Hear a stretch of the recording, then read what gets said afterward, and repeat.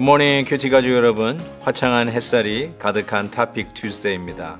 환하게 활짝 웃는 하루가 되길 바라며 오늘의 질문은 어느 성도님께서 이렇게 보내주셨습니다. 목사님, What one book other than the Bible has most influenced your life? 성경 외에 저희 삶에 가장 큰 영향을 미친 책이 있는가요? 라는 질문입니다. 어렸을 때, 좀 성년이 되었을 때, 나이가 들어가면서 또 목회할 때 여러 가지 책들이 저에게 영향을 미쳤던 것은 사실입니다. 그런데 지금도 여전히 제가 신앙에 대해서 물어보는 사람이 있다면 서슴없이 전해주고 싶은 책이 C.S. 루이스가 지은 Mere Christianity, 홍성사에서 아마 단순한 기독교 이렇게 번역이 되지 않았나 싶습니다. 정말로 신앙에 대한 깊은 이해와 그리고 새롭게 문을 여는 놀라운 깨달음이 있는 책이 바로 Mere Christianity라고 저는 생각합니다. 한번 여러분들에게 꼭 권해보고 싶고요. 조금 어려워요. 그러니까 한 서너 장씩 하루에 읽어가는 마음으로 이렇게 깊이 묵상하면서 읽으시면 엄청난 깨달음과 감격과 무릎을 치는 그러한 순간이 올 것을 믿습니다. 오늘 함께 묵상할 말씀은 다니엘 4장 28절에서 37절입니다. 다 함께 찬송가 518장 신자되기 원합니다. 4절을 부르겠습니다.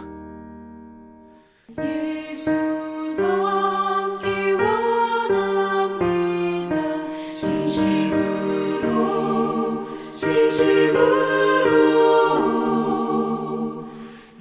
예수 닮기 원합니다.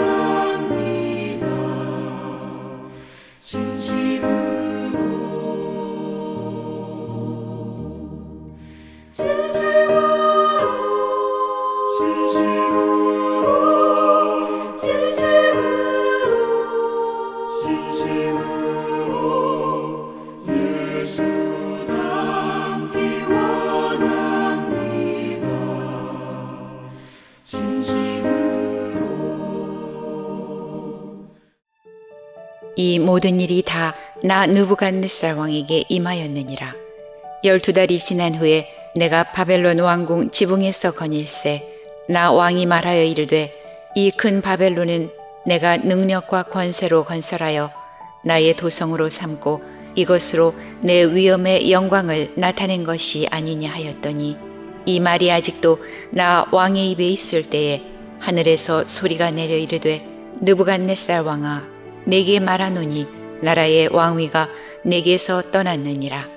내가 사람에게서 쫓겨나서 들짐승과 함께 살면서 소처럼 풀을 먹을 것이요 이와 같이 7대를 지내서 지극히 높으신 이가 사람의 나라를 다스리시며 자기의 뜻대로 그것을 누구에게든지 주시는 줄을 알기까지 이르리라 하더라. 바로 그때의 이 일이 나 느부갓네살에게 응함으로 내가 사람에게 쫓겨나서 소처럼 풀을 먹으며 몸이 하늘이슬해졌고 머리털이 독수리 털과 같이 자랐고 손톱은 새 발톱과 같이 되었더라. 그 기한이 참에 나 느부갓네살이 하늘을 우러러 보았더니 내 총명이 다시 내게로 돌아온지라. 이에 내가 지극히 높으신 이에게 감사하며 영생하시는 이를 찬양하고 경배하였나니 그 권세는 영원한 권세요 그 나라는 대대에 이르리로다. 땅의 모든 사람들을 없는 것 같이 여기시며 하늘의 군대에게든지 땅의 사람에게든지 그는 자기 뜻대로 행하시나니 그의 손을 금하든지 혹시 이르기를 내가 무엇을 하느냐고 할 자가 아무도 없도다. 그때 내 총명이 내게로 돌아왔고 또 내 나라의 영광에 대하여도 내 위엄과 광명이 내게로 돌아왔고 또 나의 모사들과 관원들이 내게 찾아오니 내가 내 나라에서 다시 세움을 받고 또 지극한 위세가 내게 더하였느니라. 그러므로 지금 나 느부갓네살은 하늘의 왕을 찬양하며 칭송하며 경배하노니 그의 일이 다 진실하고 그의 행하심이 의로우심으로 교만하게 행하는 자를 그가 능히 낮추심이라. 우리가 삶을 이해할 때 이원론적으로 이해하는 경우가 참 많습니다. 무슨 뜻이냐면 하나님이 다스리는 영역이 있고 그 외에는 어둠의 세력들, 사탄이 다스리는 영역이 분명하게 나누어져 있어서 이원론적으로 이 세상에서 일어난 일들을 해석해내는 것입니다. 실은 하나님이 아닌 어둠의 세력에서의 대표 주자로 등장하는 인물이 느부갓네살 왕입니다.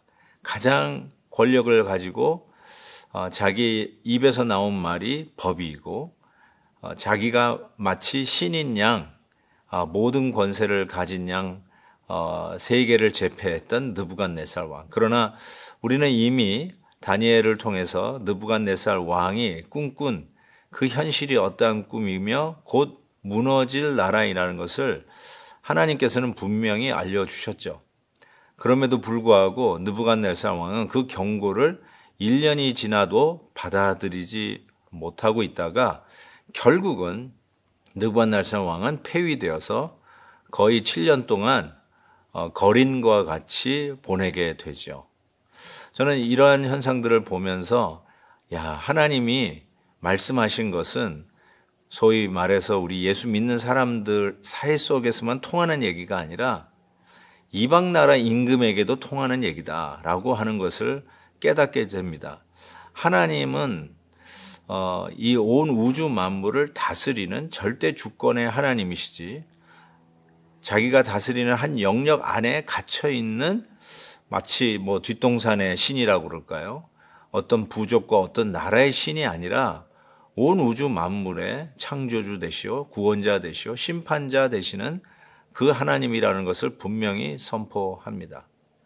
그래서 바로 이 느부갓네살 왕이 7년을 지난 후에야 비로소 돌아오게 되는데 사랑하는 큐티 가족 여러분, 돌아와서 느부갓네살 왕이 한 말을 기억해야 합니다. 뭐라고 얘기하냐면 37절 그러므로 지금 나 느부갓네살은 하늘의 왕을 찬양하며 칭송하며 경배하노니 그의 일이 다 진실하고 그의 행하심이 의로워짐으로 교만하게 행하는 자를 그가 능히 낮추심이라. 저는 이 말에 여러분이 오해를 안 하셨으면 좋겠습니다. 무슨 오해냐면 느부갓네살 왕이 아주 신실한 기독교인이 되었다. 이렇게 결론 내시는 것은 아니라고 생각해요. 오히려 여기서 우리에게 전달하는 이 메시지는 우리 생각에는 하나님의 영역 밖에 있다라고 생각되는 또 다른 세상 시스템 속에서 가장 권력자라고 했던 느부갓네살이 드디어 하나님이 존귀하시고 찬양과 칭송과 경배를 받으시기에 마땅하신 분이시고 그의 의로우심이 교만하게 행하는 자를 능히 낮추시기에 충분하다는 것을 선포하고 있는 것이죠. 이 우리의 삶과 또 하나님을 인정하지 않는다고 하는 그 세계에도 여전히 하나님은 하나님이시다. 저들의 주권자이심을 말씀하고 있는 것입니다. 사랑하는 큐티 가족 여러분, 우리끼리만 하나님의 은혜를 누리는 것이 아니라 아직도 예수 믿지 않는 그 영혼들, 아직도 하나님을 나의 주님, 나의 구원자로 받지 않는 그 나라, 그 부족, 그 어떤 사람의 마음도 여전히 하나님이 주권하에서 붙들고 계시는 영역, 하나님의 영역이라는 것을 오늘 말씀은 분명히 선포하고 있다고 믿습니다. 사랑하는 큐티 가족 여러분, 우리가 오늘 이 시간에 기도할 것은 그래서 하나님의 통치, 하나님의 이 절대 주권이 아직도 하나님을 인정하지 않는 그 땅에도 선포되어지게 하시고 그 마음에도 침투해서 하나님의 나라가 그 마음속에 이루어지며 하나님의 통치를 받는 겸손한 마음이 되도록 기도해야 할 것입니다. 이 세상은 자기의 자랑과 자기의 힘을 과시하는 그 자기의 잘난 맛에 산다고 하지만 우리 예수 믿는 사람들은 하나님의 은혜의 맛 속에서 하루하루를 살아간다라고 할 수 있습니다. 그래서 사도 바울은 오히려 자기의 약함을 자랑한다. 왜냐하면 상대적으로 하나님의 강함과 역사하심이 드러나기 때문입니다. 오늘도 우리의 연약함 속에서 하나님의 위대하심과 주권자이심이 선포되어지는 복된 날 되시기를 주의 이름으로 축복합니다. 하나님 아버지, 때로는 우리가 연약함을 느껴도, 때로는 어둠의 세력이 우리를 이기는 것 같아도 오늘 말씀은 그 어둠 세력의 대표 느부갓네살 왕조차 하나님의 위대하심과 전능하심을 선포하며 하나님 앞에서 교만하지 말 것을 이야기하고 있는 오늘 말씀을 대하면서 하나님, 우리가 오히려 더욱더 담대하게 하나님의 절대 주권을 믿고 믿음으로 오늘도 나아가는 우리 큐티 가족들 되게 해 주시옵소서. 예수 그리스도의 이름으로 기도하옵나이다. 아멘. 내일 또 뵙겠습니다.